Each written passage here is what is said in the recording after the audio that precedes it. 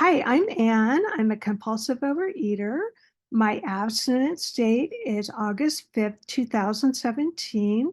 Just like you, I weigh and measure from the fabulous life-saving Gray Sheet. I weigh and measure 3 meals a day with nothing in between. I commit my food to my sponsor and I eat what I commit the next day.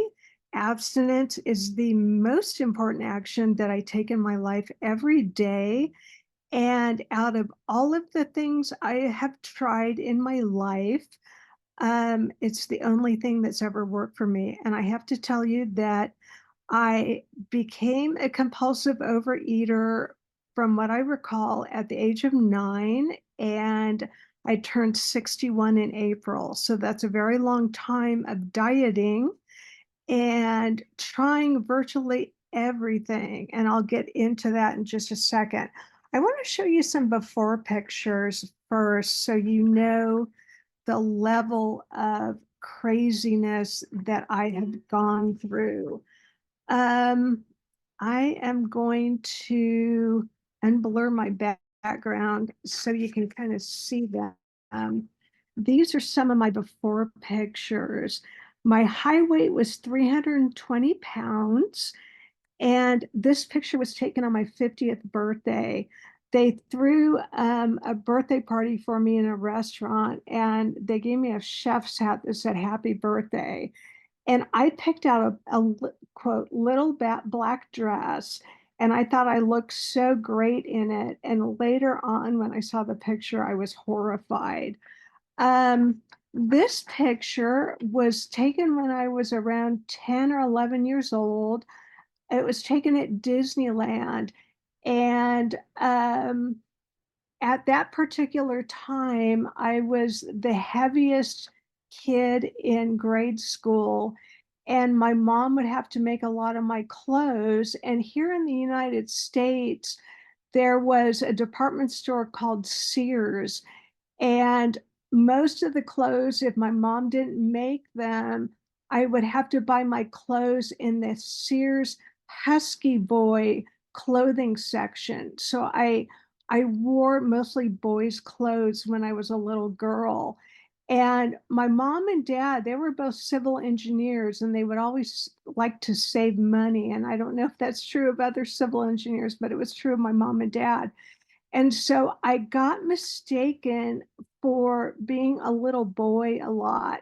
And so as I grew up and I was able to get my own money babysitting, I made a point of getting my hair styled in salons and picking up very feminine clothing. And I still do that today. But anyway, those are some of my before pictures. I'll show you a couple of other before pictures. Um, the other thing that's part of my story is in 2006, my HMO told me that I was going to die if I didn't do something drastic. So they talked me into having bariatric surgery, and I had the full-blown bariatric surgery where they do the RNY and they reroute your stomach and your intestines.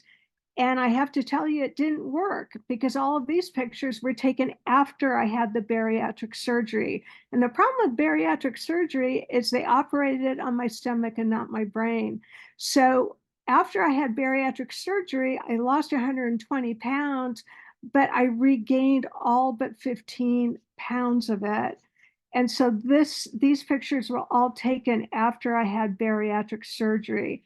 This picture was taken at my son's confirmation, and I knew that I looked large, and so I was trying to hide behind this gift bag, and the poor gift bag, it didn't do me any good.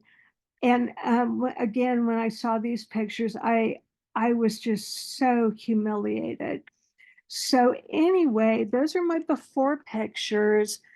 I had my husband take an after picture this morning, and this is my after picture.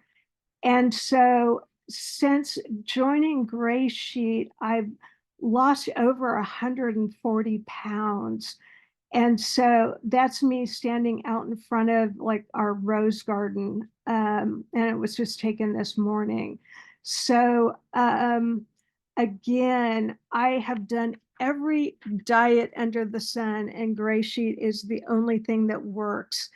And so I can tell you the reason why is I never knew until Gray Sheet that I was addicted to certain foods that aren't on the Gray Sheet.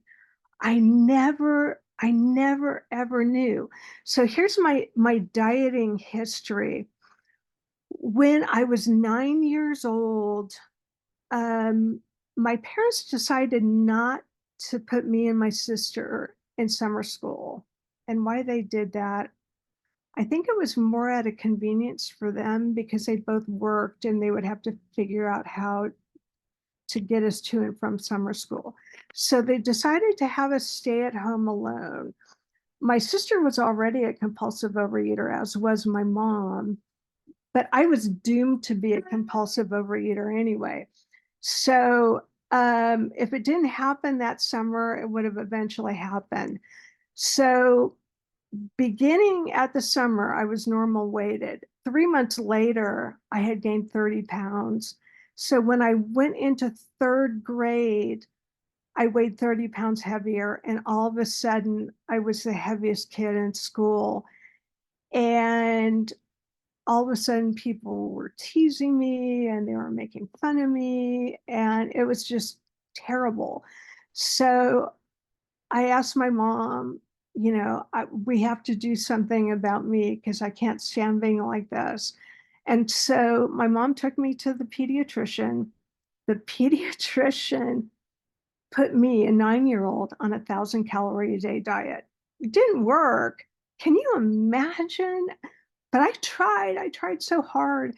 And then he decided to put me on a 1,500 calorie a day diet. And of course, that didn't work either, but I tried really hard. The next thing he did was he put me on amphetamines, but that didn't work either because it just made me just really nervous. And if anything, it made me so hyper that I ate faster.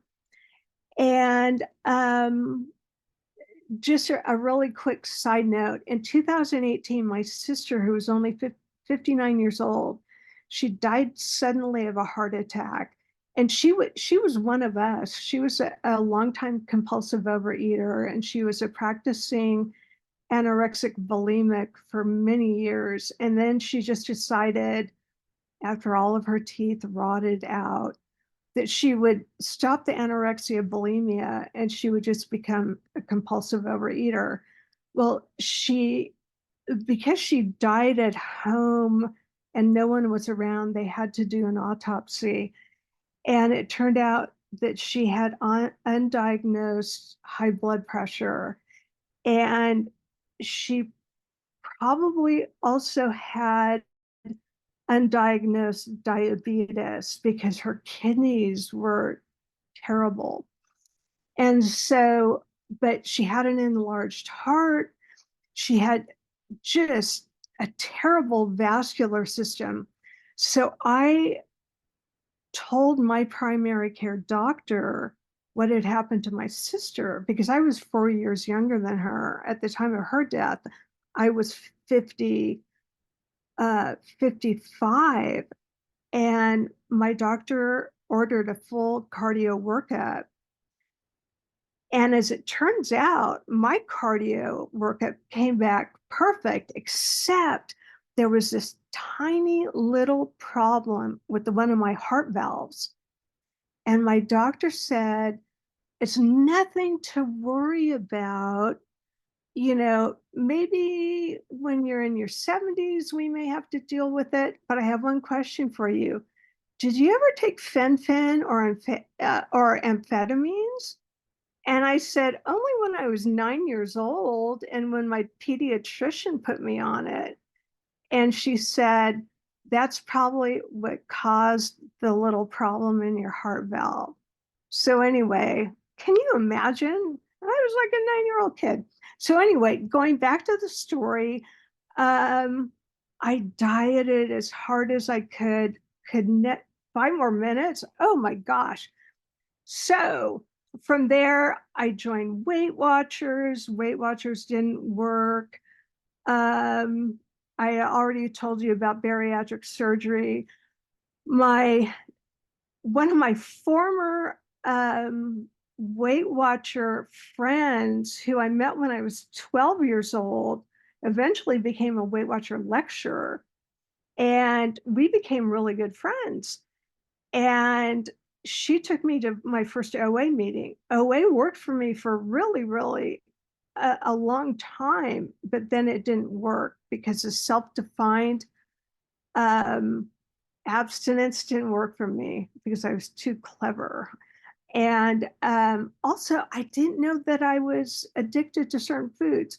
Then I joined CEA How, and that would always work great for me for the first 30 days until you could start having things that are not on the gray sheet. And I never figured it out. So, my friend who was my former Weight Watchers lecturer, we had remained friends for all those years.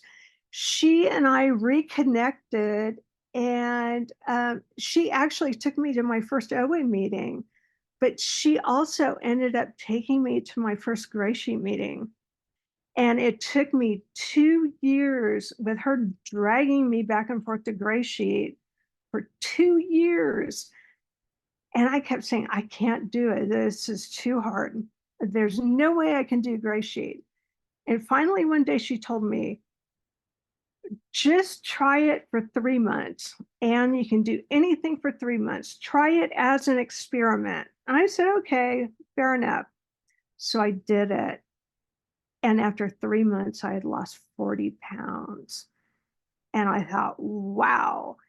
And I've always had a problem with acne and weird rashes and everything like that. And bam, after 3 months, my skin looked like something from a CoverGirl ad. And it wasn't airbrushed or anything. And people are like, oh my God, Ann, you're glowing. And I heard about the Gray Sheet Glow, and bam, I had it. And so my girlfriend says, okay, it's been 3 months. You've lost 40 pounds. You look amazing. What are you going to do? And I'm like, I would be nuts to stop now. And the rest is history.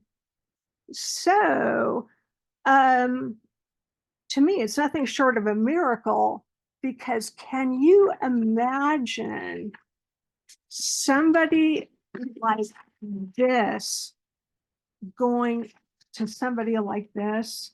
That doesn't happen. That doesn't happen in the real world. It doesn't happen with Jenny Craig.